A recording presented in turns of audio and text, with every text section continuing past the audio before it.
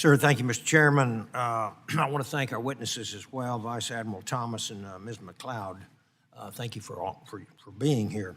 Admiral Thomas, my questions today will be for you. Operation Fouled Anchor made it very clear that the Coast Guard needs to be doing much more to protect its own folks after 102 allegations of sexual harassment, including, I think, rape was in there as well. Recently, I was informed that the Coast Guard Academy has approved a biological male's requested transition to being a transgender female student. This individual believes that they are a woman, and the Coast Guard has decided that this young man should be able to use the ladies' berthing, bathroom, and shower facilities. Admiral Thomas, do you believe in the wake of a scandal involving dozens of serious reports of sexual misconduct and a widespread failure to protect young female cadets at the Coast Guard Academy, that allowing a young man with male anatomy into the female facilities at the Academy reflects positively on the Coast Guard's efforts to protect their young cadets? Congressman, thanks for the question. I'm not aware of any linkage in literature or research between transgender members and sexual assault or harassment. I will say that the Coast Guard follows the exact same policies of the Department of Defense with regard to transgender members, and that policy that applies at the Academy applies across our service. And that is simply that if a member has a medical diagnosis of gender dysphoria with medically necessary gender transition, I hear support you. them I hear through you. that. But I'll tell you, right over here in Virginia, and that's just one episode, in a public school, we had a rape by a transgender of a young female going into the facilities. That student was sent to another school where he raped another female student. It happens. And I hope that you don't close your eyes or your ears, and I hope the policies will change at the Coast Guard.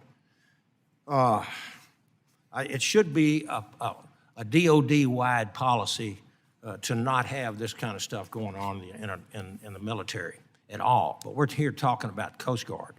Recruitment is a major problem across the whole military, but also specifically today in the Coast Guard. People pay attention. The Coast Guard's policies will drive or push away potential recruits. It's a mystery to me how we can think that recruitment is, if we continue these woke policies, that recruitment is going to improve. It won't. I'd encourage you to think very hard about how your policies might impact prospective recruits. Do you really think allowing men into the ladies' restrooms at the Academy will inspire more female recruits, or quite frankly, allowing any transgender policies? Is this going to improve recruitment, in your opinion? I don't think anything that limits the pool of potential candidates will help us in our recruiting. And we have a number of transgender members in the Coast Guard who are exceptional performers and contribute to our service and to our nation every single day. Between the House legislation to improve transparency and the Coast Guard's own new policies to prevent another Operation Fouled Anchor, I'm hopeful that the Coast Guard will make serious strides and changes in the future. I would ask you to take a few moments as we close to tell the committee and the people watching at home how and what strides and changes that you're making. And it sounds from your conversation today like you have no intentions of changing this. But I would like to hear it if that is the case, though, how it will impact recruitment numbers going forward. That's what we're here for today to discuss. Yes, sir. I think the national dialogue about service in the military is potentially harming all the services with regard to the recruiting efforts.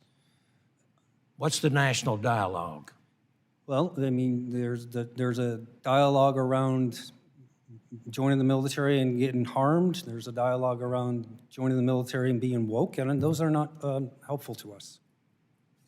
If you can join the military and there's 102 allegations of sexual harassment at the Coast Guard Academy, and you're going to have a male using female facilities, I would think that's not going to improve your recruitment. Well, I absolutely agree with you, sir. That's why we're so laser focused on eradicating sexual assault and sexual harassment from our service and providing the best support we possibly can when there are victims.